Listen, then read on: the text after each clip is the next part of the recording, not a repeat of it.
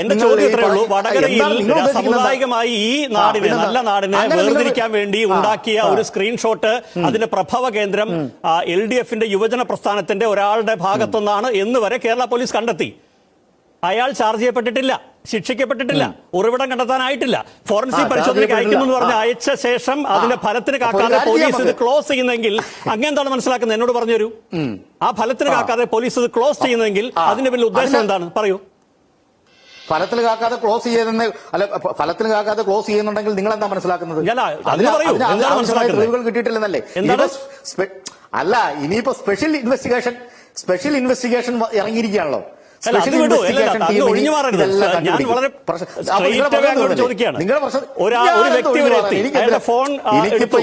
ഫോറൻസിക്കിന് അയച്ചു, ആ ഫലം കാക്കാതെ പോലീസ് പ്രതിയിലേക്ക് എത്താൻ പറ്റുന്നില്ല, അന്വേഷിക്കുക, അവസാനിപ്പിക്കുന്നു എന്ന് പറഞ്ഞാൽ അതിന്റെ പിന്നിലെ ലക്ഷ്യം എന്താണ്?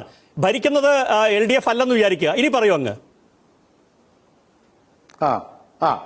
ഭരിക്കുന്ന ആരാവട്ടെ, ഇങ്ങനൊരു സാഹചര്യം ഉണ്ട്, അതിന്റെ അർത്ഥം എന്താണ്? ഒതുക്കാൻ നോക്കിയെന്നാണ് ഭരിക്കുന്നത്. അല്ല, നിങ്ങൾ പറഞ്ഞ അതാ ഞാൻ പറഞ്ഞത്.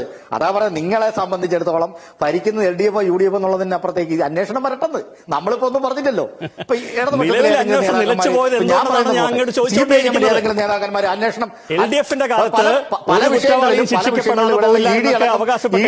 CBI അന്വേഷണത്തിന്റെ പല കാര്യങ്ങളിലും വളരെ കൃത്യമായിട്ട് നമ്മൾ പറഞ്ഞിട്ടുണ്ടല്ലോ. ഞാൻ അങ്ങോട്ട് പറയുന്നത് കേൾക്കാതെ നിങ്ങൾ ഇങ്ങോട്ട് സംസാരിച്ചുകൊണ്ടിരുന്നു കഴിഞ്ഞാൽ നമ്മൾ രണ്ടുപേരും പറയുന്നത് ആര് സമൂഹം കേൾക്കില്ല, ഇതിന്റെ പ്രേക്ഷകർ കേൾക്കില്ല. അത്രയേ ഉള്ളൂ കാര്യം. എനിക്കിപ്പോ ഒന്നുമില്ല, മനസ്സിലായില്ലേ?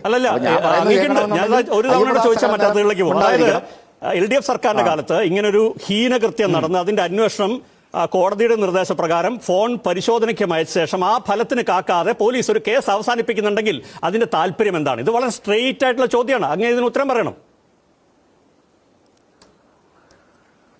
പോലീസ് ആ കേസ് എങ്ങനെ അന്വേഷിച്ചു, എങ്ങനെ ഏത് വിധത്തിൽ അന്വേഷിച്ചു, അത് അവസാനിപ്പിക്കാനുള്ള കാരണം എന്താണ് എന്ന് ഞാൻ എങ്ങനെ പറയും? അതല്ലല്ലോ പ്രധാനപ്പെട്ട കാര്യം. ഡിവൈഎഫ്ഐയുടെ